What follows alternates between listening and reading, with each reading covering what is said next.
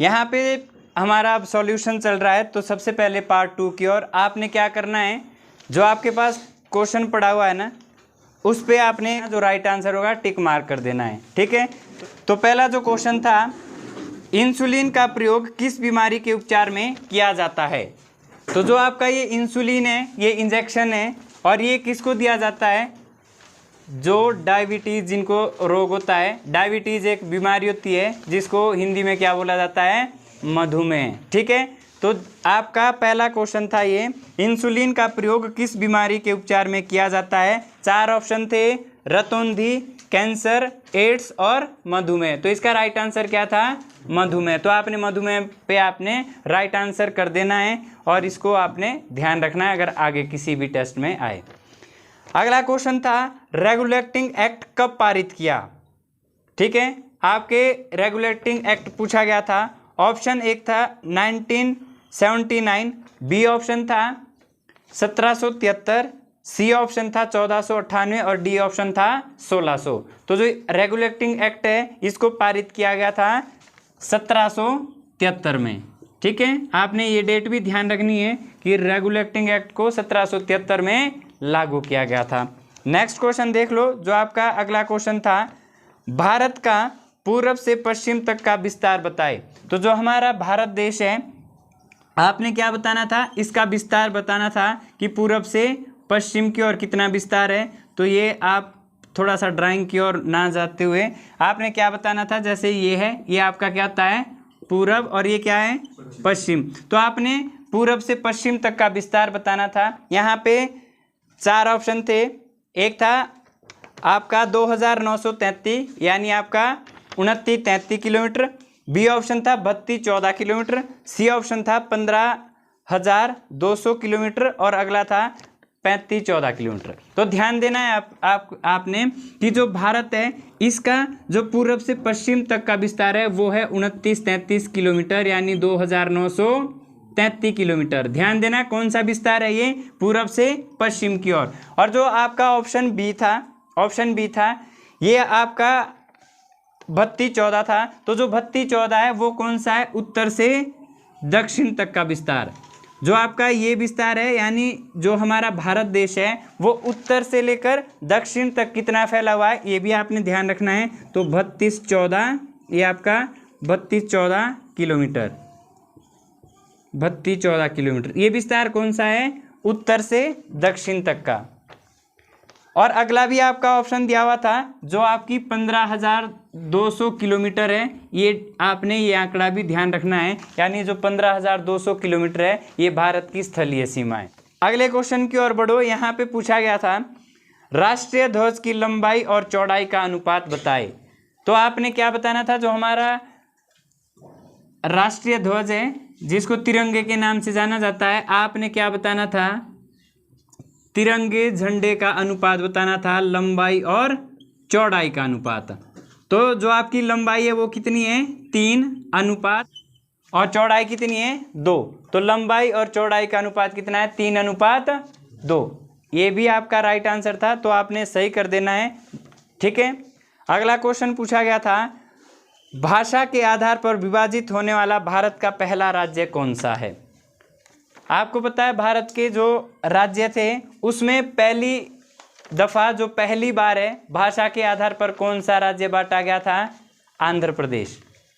तो इसका right answer क्या हो जाएगा, आंध्र प्रदेश। और बांटा कब गया था, 1953 में। ये डेट भी आपने ध्यान रखनी है, कब बांटा गया था, 1953 में। ध्यान देना, भाषा के आधार पर बांटा गया पहला राज्य था आंध्र प्रदेश, और बांटा कब गया था, 1953 को। प्रश्न था आपका आनुवंशिकता का नियम किसने दिया था।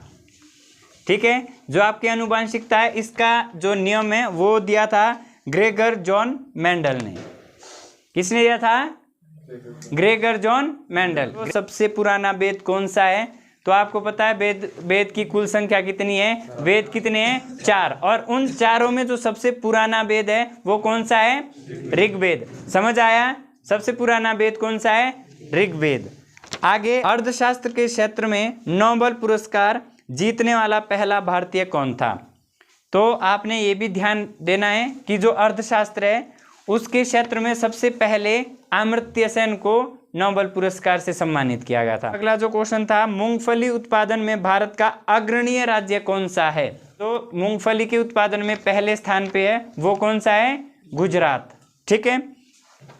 अगला प्रश्न, भारत की प्रथम महिला आईएएस कब बनी? तो यहाँ पे सबसे पहले तो आपका ये जानना जरूरी है कि भारत की जो पहली महिला आईएएस थी वो कौन थी? अन्ना जॉर्ज। पूरा नाम क्या था? अन्ना राजम मल्होत्रा। और किस बैच की थी ये? 1951 में जो पहली बार आईएएस में महिला बनी हुई थी अन्ना जॉर्ज थी। और बैच कौन सा था उनका? 1951 वाला। ठीक है। आगे देख लो अगला प्रश्न, गोल्डन ग्लोबल अवार्ड जीतने वाले प्रथम भारतीय कौन थे? तो जो आपका गोल्डन ग्लोबल अवार्ड है इसको ए.आर. रहमान को सबसे पहले सम्मानित किया गया था, यानी ए.आर. रहमान को सबसे पहले मिला हुआ था। अगला प्रश्न, सुष्मिता सेन मिस यूनिवर्स कब बनी थी? आपने बताया था ये आपकी सुष्मिता सेन है जो पहली महिला मिस यूनिवर्स है, यानी पहली मिस यूनिवर्स बनने वाली महिला है। कौन? सुष्मिता सेन। कब बनी थी आपने डेट बतानी थी। ऑप्शन 4 थे, 1951, 1965, 1994 और 1990। तो इसका राइट आंसर था 1994। ठीक है। अगला जो आपका क्वेश्चन था, पार्क स्ट्रीट। आपने देखा होगा पार्क स्ट्रीट ये तैराकी से संबंधित है। पार्क स्ट्रीट तैराकी जीतने वाला प्रथम भारतीय कौन था?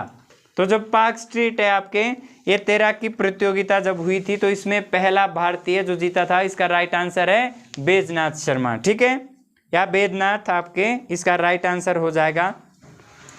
अगला प्रश्न जो था, चिल्का झील किस राज्य में स्थित है? आप सभी को पता है चिल्का झील एक लेगून झील है जो भारत का सबसे बड़ा लेगून है।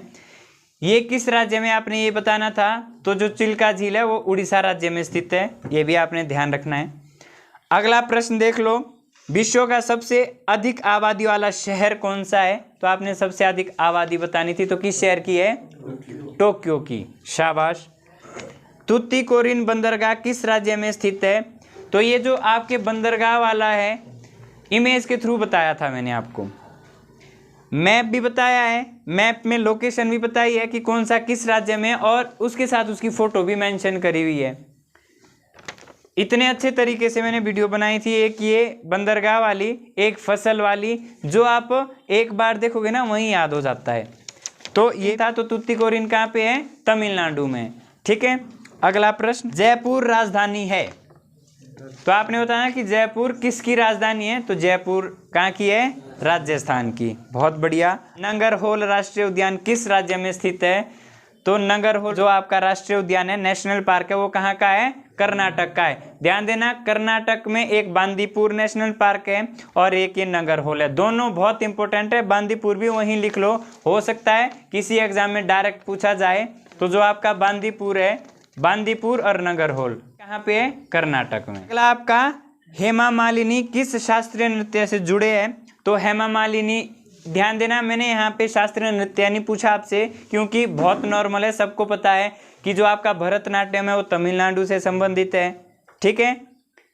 जो आपका यक्षगान है वो कर्नाटक से, जो बिहू है वो असम से, कथकली है केरल से, कथक है उत्तर प्रदेश से। तो मैंने यहाँ पे बोला था जो आपके शास्त्रीय नृत्य है उनको करने वाले कुछ नाम है जिनका आपको पता होना चाहिए कि कौन सा नाम किस शास्त्रीय नृत्य से जुड़ा हुआ है। तो यहाँ पे हेमा मालिनी का पूछा गया था, तो वो मोहिनीअट्टम शास्त्रीय नृत्य से संबंधित है। अगला जो जीके का हमारे पार्ट 2 का लास्ट क्वेश्चन है, अंतरिक्ष जाने वाला प्रथम व्यक्ति कौन था? तो यहाँ पे बोला गया था कि अंतरिक्ष के ऊपर पहली बार कौन गए थे? तो इसका राइट आंसर है यूरी गागरिन। अगर पूछा जाता कि भारत का कौन सा व्यक्ति पहली बार अंतरिक्ष गया, तो राइट आंसर क्या होना था आपका? राकेश शर्मा।